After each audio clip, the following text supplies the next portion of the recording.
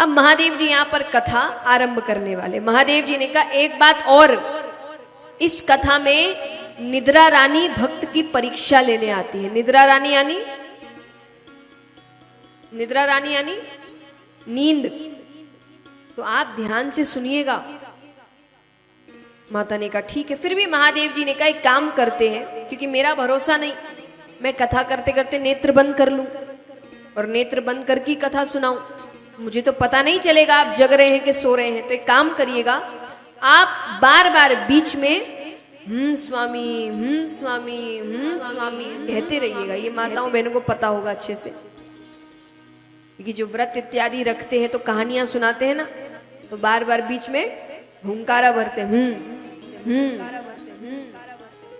तो महादेव जी ने यही करने को कहा ताकि पता चले कि सुनने वाला सुन रहा है।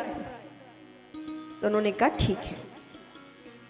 अब यहां पर उसी पेड़ के ऊपर एक सूवे का अंडा पड़ा था। सूवा यानी तोता। तो जैसे ही महादेव जी कथा शुरू करते हैं कि वो अंडा फूट जाता है, उसमें से एक शूक बालक निकलता है। अब वो भी बैठकर कथा सुन रहा है। अब यहां पर थोड़ी देर महादेव जी ने कथा सुनाई, फिर नेत्र, अब वो नेत्र बंद कर कर कथा सुना रहे हैं। माता थोड़ी देर तो सुनती है, थोड़ी देर बाद सो जाती है। पर महादेव जी रुके नहीं, वो कथा सुनाए जा रहे। क्यों? कारण तोते का ये स्वभाव होता है कि वो कोई शब्द बार बार सुन ले तो उसे दोहराने लगता है। तो माता तो सो गई, अब वो शूक बालक कह रहा है स्वामी स्वामी स्वामी। ये भक्ति की चरम सीमा है कि महादेव जी इतने लीन हैं कि उनको तोते की आवाज माता की आवाज लग रही है। उनके बस कान में स्वामी जा रहा है तो कथा सुनाए जा रहे। अंत में उन्होंने नेत्र खोले कि आपने क्या समझा? देवी तो नींद में। वो उठाते हैं। माता ने कहा मुझसे गलती हो गई, आप फिर से कहिए, मैं अब नहीं सोऊंगी। भोले बाबा ने कहा वो तो ठीक है, पर आप अगर सो रही थी तो इतनी देर से स्वामी कौन कह रहा था?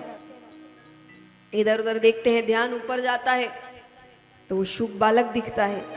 महादेव जी को क्या पता कि वो अंडे में था।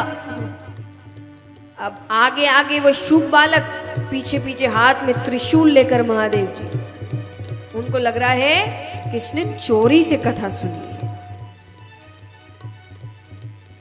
अब कहते हैं दैत्यों से संकट आए तो देवताओं के पास जाओ, और जब देवता से ही संकट हो तब किसके पास जाएं? बताइए। जब दैत्यों से संकट आए तो देवताओं के पास जाओ, जब देवताओं से ही संकट आए तो ब्राह्मण देवता के पास जाओ। सिर्फ ब्राह्मण नहीं, ब्राह्मण कुल में जन्म लेने से आप ब्राह्मण देवता नहीं बन जाते। ब्राह्मण देवता के पास जाओ, जिनके कर्म वेदव्यास जी है, सुखदेव जी है, इनके जैसे हैं, तब जाके वो ब्राह्मण देवता बनते हैं।